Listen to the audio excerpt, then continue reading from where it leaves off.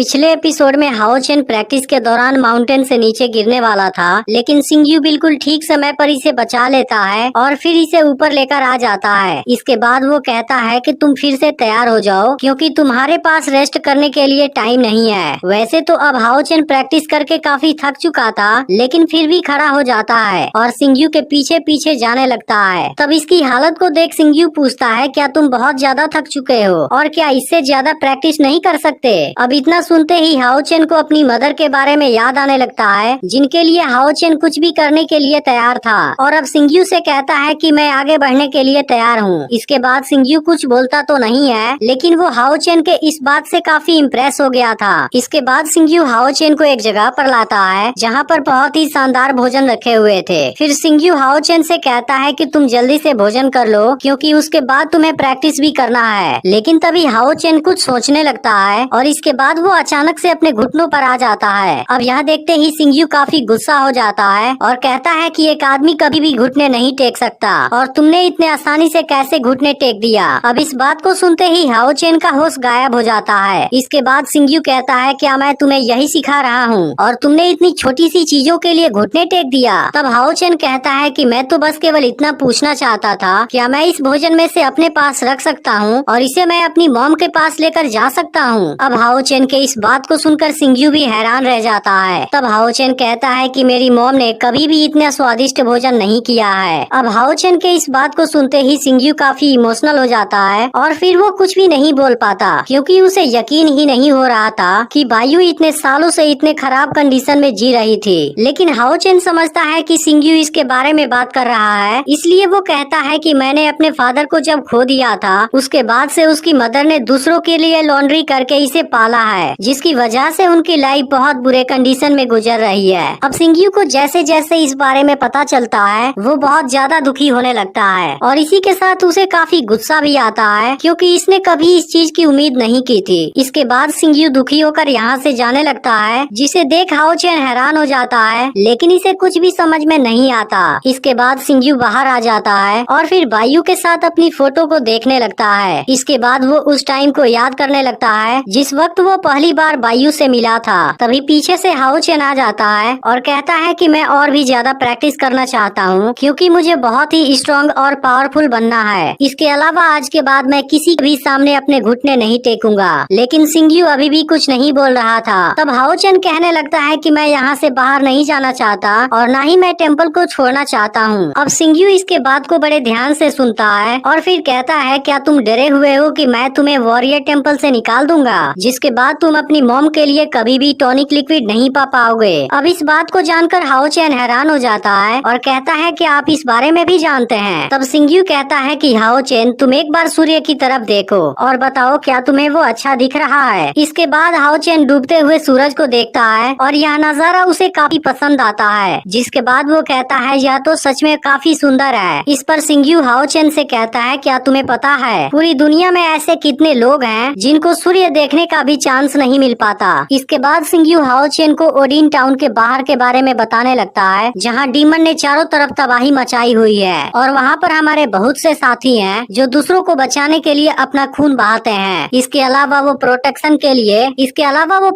के लिए अपने जान की बाजी भी लगा देते हैं, जो सब कुछ हमारे ही सेफ्टी के लिए है और वो इसके लिए अपनी जान देने के लिए एक बार भी नहीं सोचते। लेकिन उसके बाद वो लोग हमेशा के लिए अंधकार में दफन हो गए और उसके बाद से उनकी आंखें हमेशा हमेशा के लिए बंद हो गयी। फिर हम देखते हैं कि सिंगयू इस बात को बताते हुए काफी इमोशनल हो गया था। इसके बाद फिर सिंगयू हाओ चेन से कहता है कि वो लोग अपनी बॉडी को सेक्रीफाइस करके इस दुनिया को चमकाते हैं, जिसके लिए वो लोग अंधेरी रात में स्टार बन गए हैं। इसके बाद सिंगयू हाओ चेन से कहता है कि तुम केवल स्लोगन गाकर और टॉनिक लिक्विड लेकर एक वॉरियर नहीं बन सकते। उसके लिए तुम्हें अपनी स्पिरिट को जलाना होगा, तुम्हें इंसानों को प्रोटेक्ट करने का संकल्प लेना होगा और तुम्हारे अंदर खुद को सेक्रीफाइस करने का साहस भी होना चाहिए। अब हाओ चेन सिंगयू के जैसे जैसे बातों को सुन रहा था वो काफी हैरान हो रहा था। तब सिंगयू कहता है कि हमारा टेम्पल अलायंस का हेड है, इसलिए वो हमेशा ही आगे रहने का चार्ज लेता है, लेकिन तुम याद रखना हर बार हमारा आखिरी टाइम हो सकता है। इसके बाद वो हाओ चेन की तरफ देखते हुए कहता है कि भले ही यह एक लंबी रात है, लेकिन फिर भी हमें इस सफर पर आगे बढ़ते रहना होगा। और फिर हाओ चेन से पूछता है, क्या तुम समझ गए? जिसके बाद हाओ चेन भी बिल्कुल एक एक नए जोश के साथ इसकी बात मानने के लिए तैयार हो जाता है और कहता है कि मैं हमेशा ही इंसानों को प्रोटेक्ट करूंगा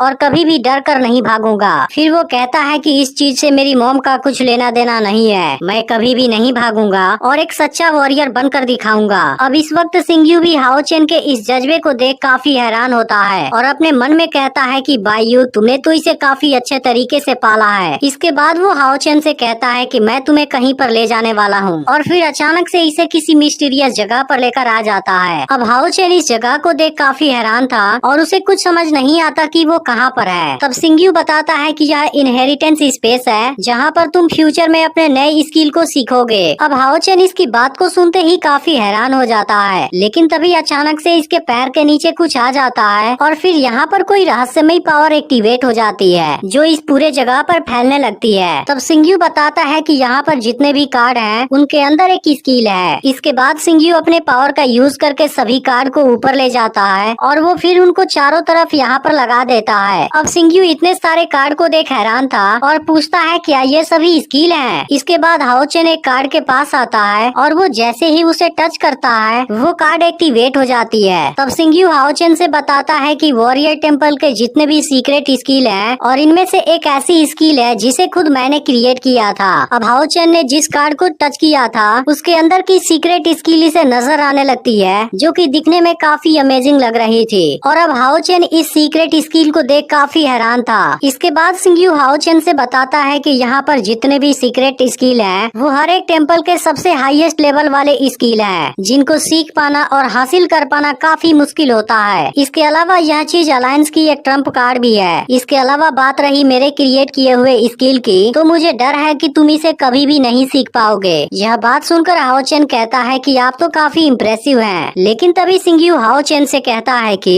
एक सच्चा वॉरियर क्या होता है, क्या तुम उसके बारे में जानते हो और क्या तुम मेरा स्टूडेंट बनना चाहते हो? इसके अलावा क्या तुम इंसानों को बचाने के लिए फाइट करोगे? अब हाओ चेन भी कहाँ इस बात से इनकार करने वाला था, वो तुरंत ही इस चीज के लिए तैयार हो जाता है। यह देख सिंग्यू भी काफी खुश हो जाता है और इसके बाद वो अपने पास से एक रिंग निकालता है जो दिखने में काफी मिस्टीरियस लग रही थी। इसके बाद वो अपनी तलवार भी निकालता है और कहता है कि लाइट गॉड के नाम पर मैं अपनी तलवार से तुम्हारा राज्याभिषेक करता हूँ। इसके अलावा अब वॉरियर राज मुकुट की जिम्मेदारी तुम्हारे ऊपर है और अब से तुम्हारी लाइफ टेम्पल के अलायंस से बिलोंग करती है, इसलिए तुम जब तक जिंदा हो तुम्हें इंसानों को बचाने के लिए फाइट करना होगा और आखिर में बैटलफील्ड में मरने के बाद भी तुम्हें कोई पछतावा नहीं होना चाहिए, क्योंकि अलायंस का गौरव तुम्हारा गौरव है और तुम्हारा गौरव तुम्हारी लाइफ। इसके बाद बताता है कि इनहेरिटेंस रिंग में वॉरियर की गौरव शामिल है, इसलिए अब इंसानियत को बचाना तुम्हारा मिशन होगा और मेरा सब कुछ तुम्हारा। इसके बाद इनहेरिटेंस रिंग हाओ चेन के फिंगर में आ जाती है और अब यहाँ पर एक बहुत ही स्ट्रॉन्ग पावर क्रिएट होती है, जिसके बाद से सभी स्किल वाले कार्ड अपनी अपनी जगह पर चले जाते हैं। फिर सिंग्यू हाओ चेन से बताता है कि इनहेरिटेंस रिंग ने तुम्हें अपना मास्टर बना लिया है, इसलिए आज के बाद यहाँ के मास्टर तुम हो। अब हाओ चेन इनहेरिटेंस रिंग को देख काफी हैरान था।